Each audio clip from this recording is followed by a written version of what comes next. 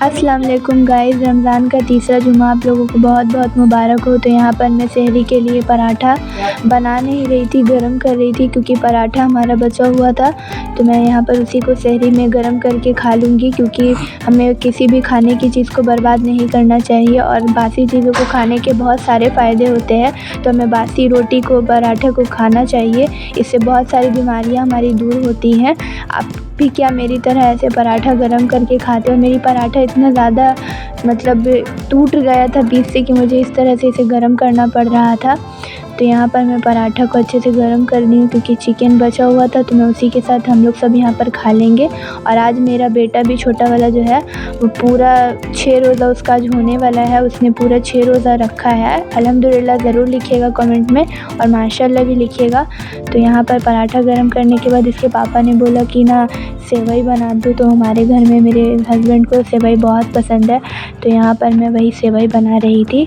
बहुत ही टेस्टी बनती है ये सेवई, और इसमें बहुत ही कम टाइम लगता है। अगर आप सहरी में सोच रहे हो कि क्या बनाएं हल्का फुल्का सा, तो आप ये सेवई ट्राई करिएगा, बहुत अच्छी बनती है। तो सबसे पहले तेल डाल दीजिएगा, और जितनी सेवई है इनमें जो महीन वाली सेवई होती है, इसे तब तक भून लीजिएगा जब तक इसका कलर बिल्कुल गोल्डन ब्राउन जैसा नहीं हो जाएगा। और बगल में ही आप अपना दूध भी चढ़ा दीजिएगा, दूध खौलती भी रहेगी और यहाँ पर आपका भुनाई भी होती रहेगी। जब तक ये अच्छी सी भुनाई इसमें हो रही है, तब तक आप यहाँ पर बगल में जो हमने दूध चढ़ाई थी, वहाँ पर आप उसमें एक इलायची को, छोटी इलायची को तोड़कर ऐड कर दीजिएगा। इससे बहुत अच्छा फ्लेवर आता है। देखिए खौलना भी इसका हो गया था, तो हमारी जो सेवई है उसको हम यहाँ पर ऐड कर देंगे। देखिए इसका कलर बहुत ही गोल्डन ब्राउन होगा ना, समझ जाइएगा कि बहुत अच्छे से इसकी भुनाई हो गई है। अब जैसे आप इसमें ऐड करिएगा ना, 5 मिनट के अंदर में ये जो हमारी मीठी सेवई है, जिसे हम लोग शीर खुरमा भी बोलते हैं, ये रेडी हो जाता है। बस इसमें आप अपनी जैसा मीठा खाना पसंद करते हैं, आप उस हिसाब से इसमें अपना चीनी ऐड कर दीजिएगा। और साथ में अगर आपके घर में बहुत सारे ड्राई फ्रूट्स हैं, तो आप वो भी ऐड कर दीजिएगा। मेरे पास ये सूखी वाली नारियल थी, इसे हमारे यहाँ गड़ी कहते हैं, तो यहाँ पर मैंने उसे ऐड कर दिया था। बहुत अच्छी बनी थी।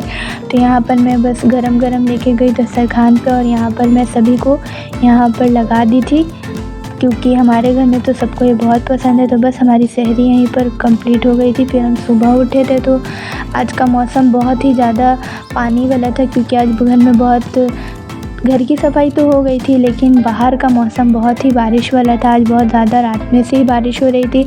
हम लोग जब सहरी करने उठे थे तभी से बारिश हो रही थी। हमें लगा कि सुबह तक मौसम अच्छा हो जाएगा, लेकिन बहुत ही मौसम बारिश वाला हो गया था, और बारिश हो भी रही थी। देखिए कितनी पत्ती वगैरह, जितना भी प्लांट से कितना भींगा हुआ है, और पानी डालने की भी तो ज़रूरत पड़ी नहीं थी, सभी चीज़ें बहुत भींगी हुई थी। मैं आपको खिड़की खोल के अच्छे से दिखाती हूँ।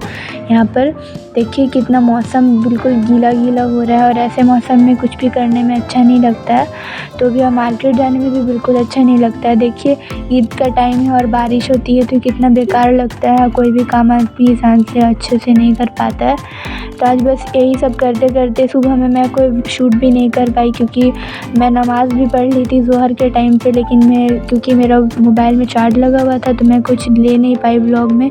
तो बस यहाँ पर मैं नमाज़ वगैरह पढ़ने के बाद मैं किचन में आ गई थी ज़ोहर की अजान नमाज़ के बाद, कि मुझे आज बहुत सारी चीज़ें बनानी थी। क्योंकि आज मुझे बनाना था समोसा, रात के खाने के लिए पुलाव, और फिर जाके मुझे ब्रेड पॉकेट भी बनानी थी। बहुत सारी चीज़ें आज बनानी थी, और उसके पापा मार्केट गए थे, तो यहाँ पर ये धनिया पत्ती लेकर आए थे, जो कि पूरी भीगी हुई थी, जिसे मैंने खोल कर यहाँ पर रख दिया तब तक ये सूख जाए।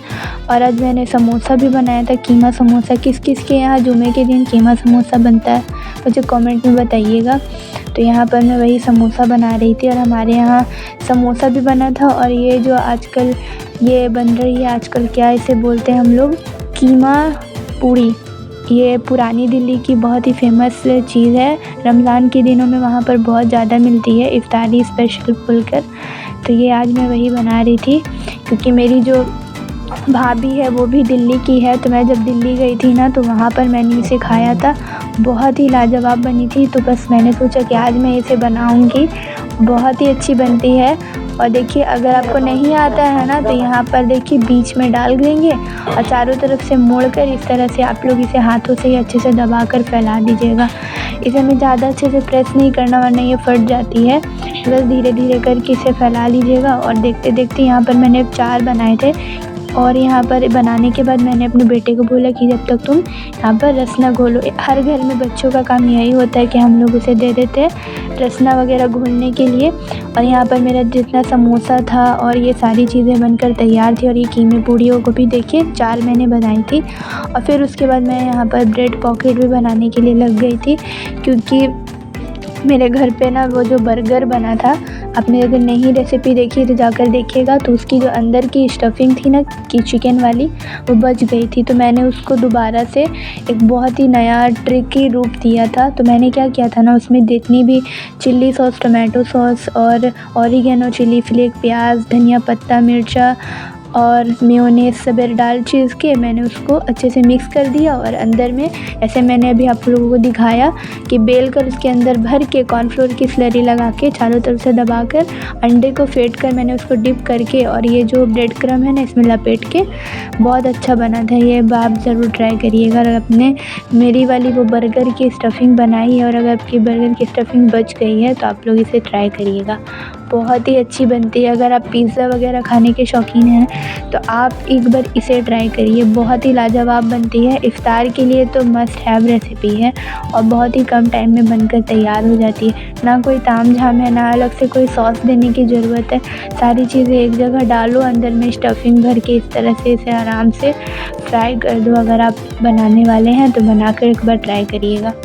तो बस यहाँ पर मैं इफ्तार बनाने के लिए अब लगी गई थी, क्योंकि अब तो टाइम हो ही जाता है, असर के बाद से इतने काम होते हैं बस बढ़ जाता है। सभी चीज़ें मैं यहाँ पर जल्दी जल्दी फ्राई कर रही थी और देखिए कितनी ज़्यादा बेहतरीन बनी थी। और बस मैंने यहाँ पर इसे अच्छे से फ्राई करके यहाँ पर निकाल लिया था और देखिए कितना गोल्डन गोल्डन कितना अच्छा बना है। और बस इसे निकाल लूँगी और फिर उसके बाद अब कढ़ाई खाली हुई थी तो मैंने यहाँ पर जो समोसा मैंने बनाया था उसे भी यहाँ पर डालकर फ्राई कर लूँगी। बहुत ही ज़्यादा टेस्टी समोसे मैं बनाती हूँ। अगर आपको इसकी रेसिपी चाहिए होगी तो कमेंट करिएगा, बेझिझक मैं रेसिपी शेयर कर दूँगी। अब देखिए इसे अच्छे से मैं यहाँ पर फ्राई कर लूँगी और तब तक मैं उधर कह भी देती हूँ कि तुम लोग जाकर वहाँ पर चटाई वगैरह बिछा कर जल्दी जल्दी दस्तरखान पे लो, क्योंकि हम लोगों का हमेशा लेट हो जाता है और हमारे यहाँ एक गरीब भी आती हैं, उनको भी हमें इफ्तारी देनी रहती है। तो बस उन्हें भी इफ्तारी देने का काम रहता है तो और भी जल्दी करना पड़ता है। तो यहाँ पर मैं वही जल्दी जल्दी फ्राई कर रही थी और देखते देखते आज बहुत सारी चीज़ें बनानी थी, क्योंकि आज कीमा समोसा, ब्रेड पॉकेट, चना दाल के पकौड़े जो कि रोज़ बनते हैं, फिर वो सब बनाना था। फिर खाने के लिए मुझे पुलाव भी बनाना था। तो यहाँ पर मैंने पहले ही चिकन मतलब आलू वगैरह जो बनाना होता है पुलाव के लिए वो सब मैंने पहले ही बना लिया था।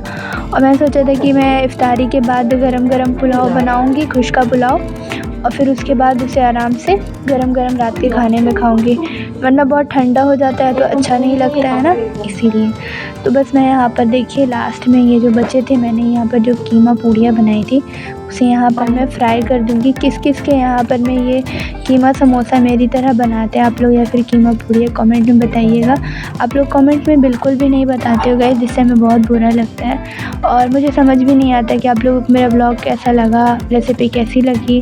तो कमेंट में अगर आप लोगों को कुछ नहीं समझ में आप लोग बस सिर्फ माशाअल्लाह लिख दीजिएगा। रमज़ान के टाइम है, अगर आप किसी के कमेंट बॉक्स में माशाअल्लाह लिख देते तो यह बहुत सवाब का काम है। और अगर आपको वो भी नहीं आता तो आप लोग सिर्फ रमज़ान लिख दीजिएगा, ताकि आपको भी सवाब मिले और मुझे भी सवाब मिले। तो यहाँ पर देखिए देखते देखते यहाँ पर सभी चीज़ें बहुत अच्छे से यहाँ पर लग गई थी और फिर उसके बाद मैं आ गई थी यहाँ पर, क्योंकि इफ्तारी मुझे निकालनी होती है तो बस सभी चीज़ें मैंने यहाँ पर निकाल दी थी। और फिर उसके बाद यहाँ पर हमारे इफ्तारी का काम हो गया था, हमने अपना रोज़ा भी खोल लिया था। फिर उसके बाद रात के खाने के बाद आज लैलतुल क़द्र की रात थी, जिसे बहुत ही ज़रूरी रात माना जाता है। इसी दिन हमारी किस्मत लिखी जाती है। तो यहाँ पर मैं वही लैलतुल क़द्र की रात में यहाँ पर नमाज़ पढ़ रही थी और यहाँ पर और किताब सूरा पारा पढ़ रही थी, क्योंकि ये भी सब पढ़ना बहुत ज़रूरी होता है। ये इस रात में हमें ज़्यादा से ज़्यादा इबादत करनी चाहिए, क्योंकि ये हम मुसलमानों की सबसे कीमती रात होती है। तो यहाँ पर नमाज़ किताब करने के बाद हमें सहरी भी करनी थी। तो यहाँ पर मैं सहरी के लिए चाय बना रही थी और साथ में कि आई थी घर पे पाव रोटी, जो कि घर पे इसके पापा लेकर आए थे कल। तो यहाँ पर मैं चाय चढ़ा दी थी और पाव रोटी लेकर आई थी। तो यहीं पर मैं वो सारी चीज़ें बनाने के बाद फिर मैं चाय चढ़ा देती हूँ। और वहाँ पर मैंने अपने बेटी को भी उठा दिया था। और आज का भी मौसम कुछ ठीक ही ठाक था। मुझे नहीं लगता है कि आज कुछ उतना पानी पड़ेगा, लेकिन देखते हैं क्या होता है। तो यहाँ पर देखिए मैं आपको पाव रोटी दिखाती हूँ। बहुत ही अच्छी पाव रोटी आई थी, बहुत ही मीठी मीठी पाव रोटी थी। हमने रात में चखा था थोड़ा सा, बहुत अच्छी पाव रोटी थी। तो यहाँ पर दिखाती हूँ मैं आपको, रुकिए। बहुत ही अच्छी पाव रोटी, आप लोग खुद देखिएगा ना तो आप लोग बोलिएगा कि कितना देखने में अच्छा लग रहा है। और देखिए उधर से कोना से हल्का सा टूटा हुआ है ना, तो हमने थोड़ा सा चखा भी था, बहुत अच्छा था। तो यहाँ पर यही पाव रोटी थे और यहाँ पर मैंने चाय चढ़ा दी थी, चाय भी खौली गई थी। तो यहाँ पर चाय खौलने के बाद अब मैंने सबके लिए यहाँ पर चाय को खौला दिया था। और फिर उसके बाद चाय को मैं यहाँ पर सभी के लिए ढाल दूँगी, क्योंकि हमारे घर में 4 लोग हर रोज़ रोज़ा रखते हैं। तो यहाँ पर मैं सभी के लिए मैंने सभी के लिए चाय डाल दी थी। और सहरी, ये 21 रोज़े की सहरी थी। और फिर उसके बाद मैंने सभी के लिए यहाँ पर चाय डाल दी थी। फिर उसके बाद अज़ान होने में तो सिर्फ 10 से 15 मिनट ही बाकी था, तो हमें जल्दी जल्दी यहाँ पर सहरी भी करनी थी। और यहाँ पर देखिए मैं सभी के लिए यहाँ पर सहरी लेकर जा रही हूँ। फिर यहाँ पर मैंने सहरी हम लोग यहाँ पर कर लेंगे और आपसे मिलती हूँ मैं अपने 21 रोज़े के इफ्तार के व्लॉग में। तब तक के लिए बाय।